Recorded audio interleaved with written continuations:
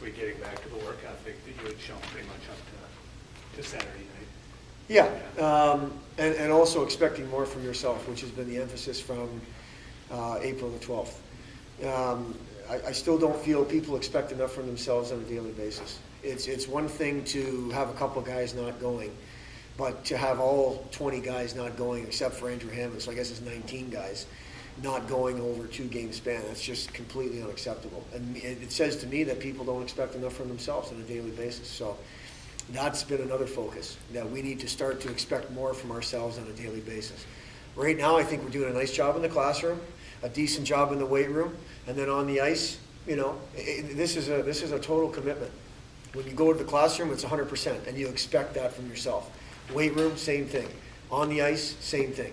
It's a commitment level and an excellence level that you don't stand for anything less from yourself, and then collectively as a group, and that's our focus. Why do you think guys aren't expecting enough of themselves? I mean, that's been something you've talked about since day one.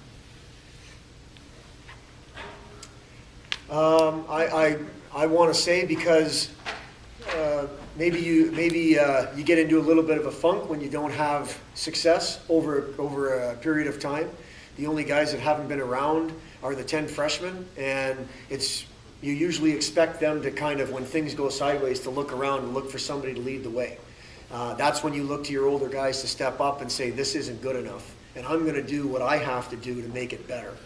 And what happened last Friday and Saturday night was we had everybody looking left and right, nobody looking at themselves, nobody taking the lead to, I'm going to make this better. Again, with the exception of Andrew Hammond on Saturday and Eno at times on Friday. But that's usually the way it comes down. The goaltenders are ready to compete, because if they weren't ready to compete either night, both scores would have been a lot worse than 4-1. So hopefully this was a lesson. It was a tough lesson learned, traveling 6,000 miles to learn it. But, hopefully it's a lesson, and we'll never have to go through it again. Today's practice, the intensity was good. We're back to the work ethic that we've been known to have. And the message was, how can we play that way against each other and not against somebody else? That's something that we need to find an answer for, because that's completely unacceptable. And once it becomes unacceptable to those 27 guys, we're going to start to improve on more of a daily basis. Are there players on this team that can play the role of the guys that are the leaders, and that if somebody's out of line, these players step in and say, hey, look, this is how we do it? Do you have that type? I'm not sure. I think I don't necessarily look at that as a one-man job, as a David Solway job, because he wears the C. I look at that as a collective effort. We're looking for guys to do that. And right now, the way I feel is, why not any one of those 27? Why not? With the exception of Scott Zacharias, everybody has played. Everyone's had a chance to show us what they have. Now, we want to see guys where, what happened this past weekend, I want to see guys respond to that and say, this isn't acceptable. Forget about what coach says. This isn't acceptable to us, to me, and make it better. And we're looking. I thought today, collectively, they did a nice job responding. We've got to stop responding and be proactive to these things versus reactive. Reacting to a poor effort. Reacting to a poor result. Let's be proactive to it and beat to the punchline, so to speak. And come out of the gate fighting and scratching and clawing and be ready to execute at a high level and compete at a high level. We've got to start there before we're going to have any success at all. And really, we don't care about the scoreboard success. We focus on the process. And our process over this past weekend was as bad as it's been over 2 games and out of the 8. Were there any external factors contributing to that, such as the travel, such as maybe the bigger ice sheet, or what do you feel it was all the internal that you're talking about, the self-confidence, the wanting to succeed? I'm not going to let any external things become a crutch for this team. So the travel, that's why we went Wednesday. The big ice sheet, Alaska plays on the same sheet. Yeah, they're more used to it, but it's still ice hockey. It's still up and down the wing and intensity and stick battles and physical battles, and we lost all of them. So we're not going to let that creep into it. Maybe we're a young team and we're learning lessons, and hopefully we don't have to learn the lessons for long. I'll say that in this room, but I won't say that in that room.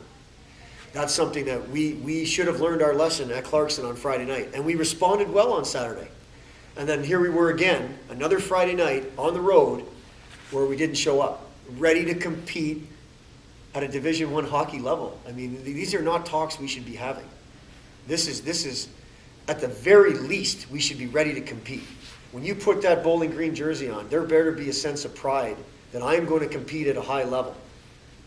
And that's something that I guess we'll have to lead the way for a bit on that. Do you feel like getting back in front of the home crowd might help this team a little bit more, just having some energy behind them? Sure. from the crowd? I would be shocked if they didn't respond, because today they responded very well. And so I'd be shocked getting back in the home crowd with Notre Dame in town if you know, Rob Blake weekend, if we didn't respond well with a couple of good efforts. But with a team like Notre Dame, now you're going to have to execute at a high level. It can't just be work ethic. Now we get back to the same, you know, we had Michigan here, we competed hard, we didn't execute. We have to be, you know, we should be beyond this. We should be competing at a high level every night and working on our execution during that. Well, you know, that's why we're kind of taking steps sideways versus north. We want to take steps forward. So we're competing at a high level every night, and we're working on our execution while we're competing at that level. So I believe we will work and compete at a high level come Friday, but we better be ready to execute as well, or Notre Dame will make us pay. Can you talk a bit about Notre Dame? Well, I think they're young. They're a young team, but they're hungry. Obviously, well coached. Everybody knows that. They're a team that doesn't give up much in terms of their defensive game is pretty solid. You have to earn every inch on the ice that you get. And they're a team that I think can hurt you in transition a little bit more than people think. They've got talent on that team, and they've got draft picks and whatever. So they're a team that, you know, just a little bit of scouting and talking to, you know, the Western Michigan staff and so on that played them last weekend. We want to make them defend, make good hard plays with the puck, especially through the neutral zone, get pucks deep, turn their defensemen around and make them go back and get pucks, and hopefully get to our relentless cycling game, which it's been since Alabama, since we've played it.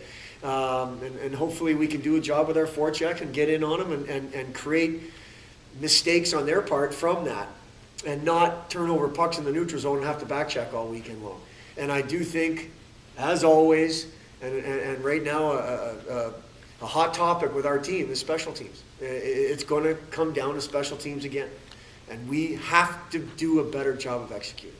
This past weekend, I put a special teams in the same boat as our other 5-on-5 play. We weren't ready to compete at a high enough level. In the past, it's been an execution thing. We need to start to, I say it every week, so I don't know how else to say it. We'll continue to work on it, and we will get better at it. Hopefully, it starts sooner than later. Coach, any injury news from the weekend? No. Williamson tweaked his shoulder, but was back competing hard today.